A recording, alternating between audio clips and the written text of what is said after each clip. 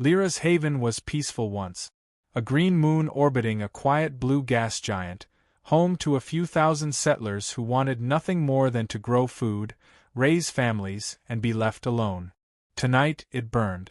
Zerath Dominion warships blotted out the sky, their guns spitting red fire into the colony's shield dome. It failed in 15 seconds. For the Zerath, it was not a battle. It was a harvest. Dr. Velyra Prime shoved a group of terrified children into the old geothermal shelter, sealing the metal door as explosions rattled the earth. "Stay quiet," she whispered, kneeling among them. "No matter what happens." Outside, the colony screamed. The Zerath shock troops marched with mechanical precision, cold, efficient, unfeeling. They tore through homes, pulling out survivors, tagging the young and healthy for transport.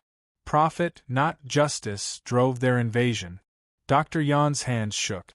She checked the last piece of ancient technology she'd salvaged from a pre-expansion probe, a primitive SOS transmitter. One humans used centuries ago. One no species used now. The galaxy had forgotten that frequency. She hadn't. Velyra slammed the device onto the metal floor and powered it with shaking fingers. The panel flickered, old, unstable, but functional. The children huddled close as she whispered into the mic, her voice trembling. "Mayday, this is Lyra's haven, we are under attack. They are taking the children, please, please." A sudden thud outside. Heavy footstep. The shelter door shuddered. Once, twice. Then began to glow as cutting plasma traced a circle through the steel. The youngest child began to cry. Velyra covered her mouth, tears spilling down her own cheeks. "Please," she whispered again, staring into the transmitter's dying lights. "Someone, anyone, hear us." The signal burst across space, across dust clouds and starfields. The shelter door blew inward with a flash of heat. Zerath soldiers stormed inside, blades raised. The transmitter sparked, once, twice, then fell silent. Far across the galaxy, in the Sol system, on the far side of the Kuiper array, a sensor technician named Aidenwolf was half asleep with a warm cup of synth coffee. It was a normal, quiet shift. Nothing ever happened this far out. Then the console screamed. Aiden choked, spilling his drink, staring wide-eyed at the impossible data. "Admiral, we've got an SOS." The command deck lights snapped on. Officers rushed to stations. Admiral Velyra Prime strode in, cloak fluttering, her voice calm but cold. "Origin. Outer Rim, neutral zone. Frequency is ancient, pre-alliance era." She froze. "Put it on." The audio crackled, distorted by distance. "They are taking the children, please, someone." A scream. A burst of static. Then silence. The bridge went still. Everyone on Earth knew the old rule, one written in humanity's blood. Deathworlders do not ignore cries for help. Admiral Ria's voice dropped to a whisper that carried across the deck like a knife. "Activate the Deathworlder response protocol." No one questioned it. Earth's war engines awoke. Humanity was coming, and the galaxy would remember why they feared the monsters from the cradle of a death world.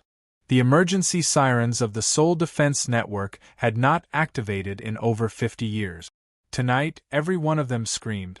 Admiral Velyra Prime stood at the center of the Strategic Command Amphitheater, a vast multi-level hollow sphere suspended above Earth.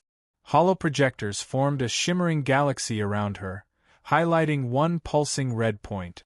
Lyra's haven, colony distress signal received. Politicians from the United Terran Council filed in, pale and breathless. "This could be a trap," one stammered. "An outdated frequency?" "Impossible," said another. But Rhea did not speak until the entire chamber had fallen silent. She motioned, and the message replayed. Children crying. A woman's voice breaking.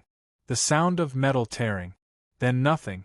When the recording ended, the council sat in stunned quiet, faces drained of color. Rhea finally spoke, her tone cold enough to freeze the room. "Humanity does not ignore this." A counselor adjusted his collar nervously. "The Galactic Council will expect us to involve them first. And they chose neutrality the last 12 times, Rhea snapped. They look at enslaved colonies and see statistics. She stepped down from the podium, her boots echoing like distant artillery. We are Deathworlders.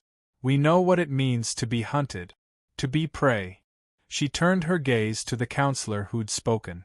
So if you intend to wait for permission while children scream for help, say it clearly. No one did. The vote was unanimous and instantaneous. Earth would act alone. The mobilization. Within minutes, coded orders raced across the solar system. Awaken the Vanguard Legion. Soldiers of the Deathworlder Corps, genetically enhanced, battle-scarred, and clad in armor heavier than most species could lift, dropped what they were doing without hesitation. Training simulations went dark. Barracks lockdowns snapped open. Every trooper moved like a silent tide toward the armories. Activate the Iron Dread fleet. Hundreds of titanic warships docked around the moons of Jupiter, powered up simultaneously. Their hulls trembled as reactors ignited. Entire orbital platforms dimmed from the power draw. Drones and engineers scrambled as kilometers-long cannons rotated and locked.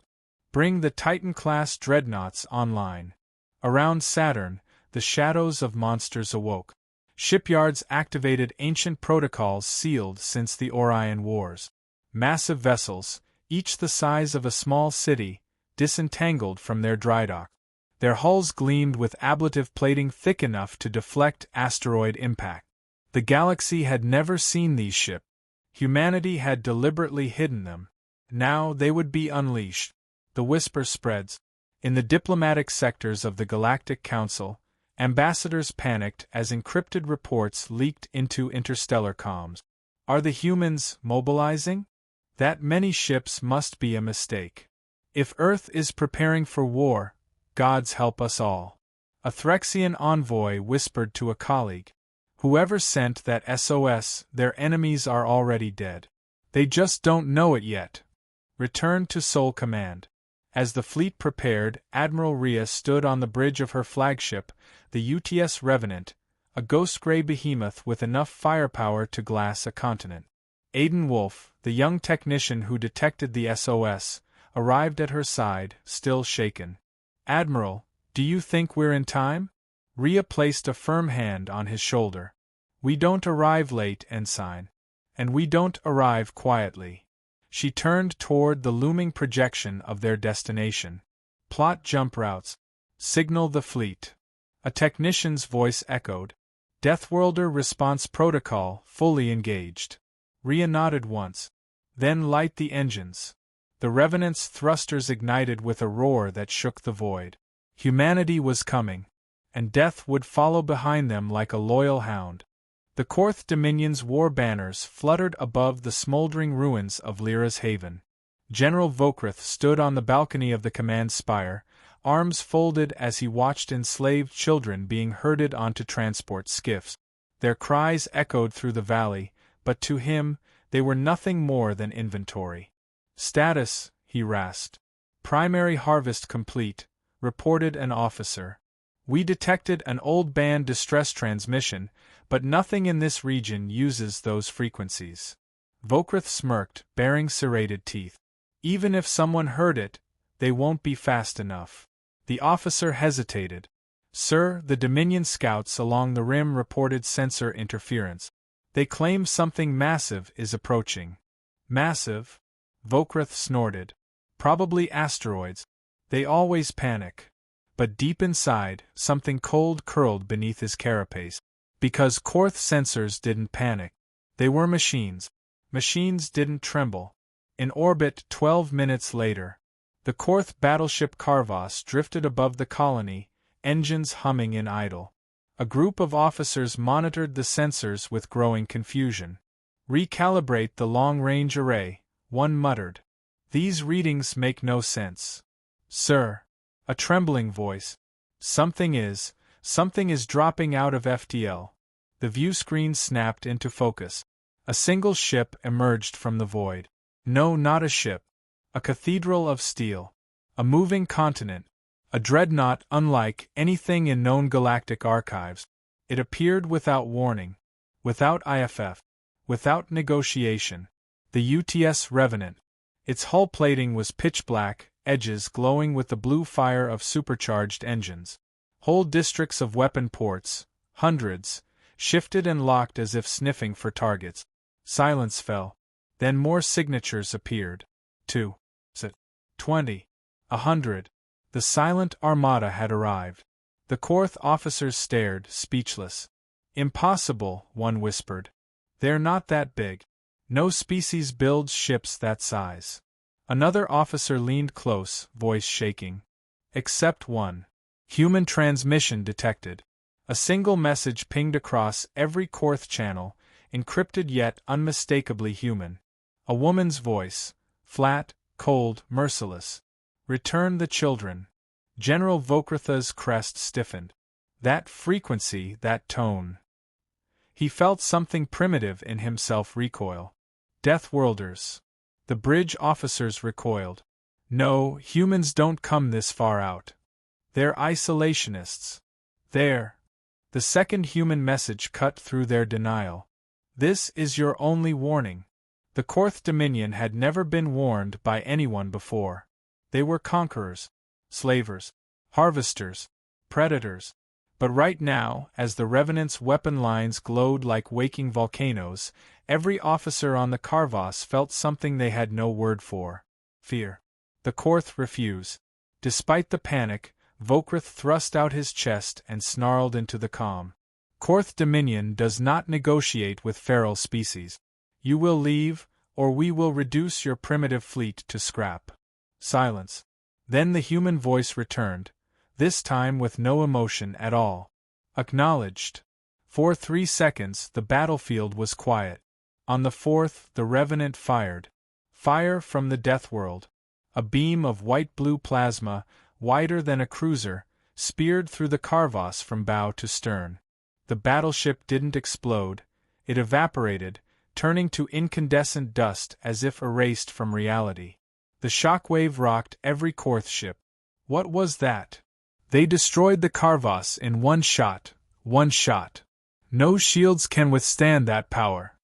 More human ships decloaked around the planet, forming a cold, silent wall of metal.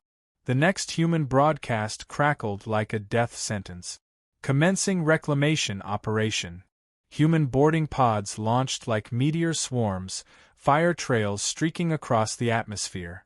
The Korth Dominion had faced rebels, pirates, insurgents, but never Deathworlders. They finally understood. This was not a rescue mission. It was an extermination. The sky over Lyra's haven split open. Human drop pods, each the size of a gunship, screamed through the atmosphere like burning meteors. Their heat shields glowed molten red, leaving fiery trails across the heavens. The Korth troops on the ground stared upward in disbelief. They're not slowing down. No species drops troops like that. They'll die on impact. They're insane. But humanity had perfected orbital shock deployment centuries ago. To Deathworlders, impact was just a faster way to enter the battlefield. The first pod hit. The first pod slammed into the ground with the force of an earthquake. Dirt, fire, and debris blasted outward in a shockwave that flipped Korth soldiers like ragdolls. The pod's front hatch detonated outward. A giant stepped out, 8 feet tall, armored in matte black exosuit plates, eyes glowing like twin stars through a visor designed for war, only war. Vanguard Legion. Designed for the deadliest environments. Trained for battles no other species would dare face. Engineered by a death world to survive anything. The Korth troops opened fire in panic. Their plasma bolts splashed harmlessly against the Vanguard's kinetic shielding. The human didn't bother to dodge. Didn't even flinch. They simply raised a heavy Gauss rifle the size of a Korth child and fired. Kare Ktchoam. A sonic spike burst through the Korth formation, punching holes through armor, bodies, stone, and the ground itself. Troops flew backwards, torsos caving in under the pressure. Another pod hit. Then another. Then dozens. The battlefield became a forest of rising human titans. The rescue in the ruins. Dr. Velyra yawned, shielded the children with her arms as the ground quaked above. Dust rained from the shelter ceiling. The roar of battle thundered outside. A metal fist punched through the sealed shelter door. Her heart froze, but the visor that appeared in the opening glowed a soft, calm blue. A human. Civilians found, the armored giant said, voice amplified. Children confirmed. Medevac inbound. The children gasped as the soldier knelt. One whispered, Are you here to save us? The Vanguard trooper lifted her gently with hands large enough to crush steel. Yes, he said softly. No one takes children from Earth's sky. Another trooper entered. Hostiles cleared in a 2-kilometer radius. Additional shelters located. Outside, the ground shook with artillery fire, but none of it came from Korth guns. The Korth's final stand. General Vokrith stood at the command spire window, mandibles trembling as he watched human squads move through the battlefield like silent predators. His elite guards charged them. They didn't last 6 seconds.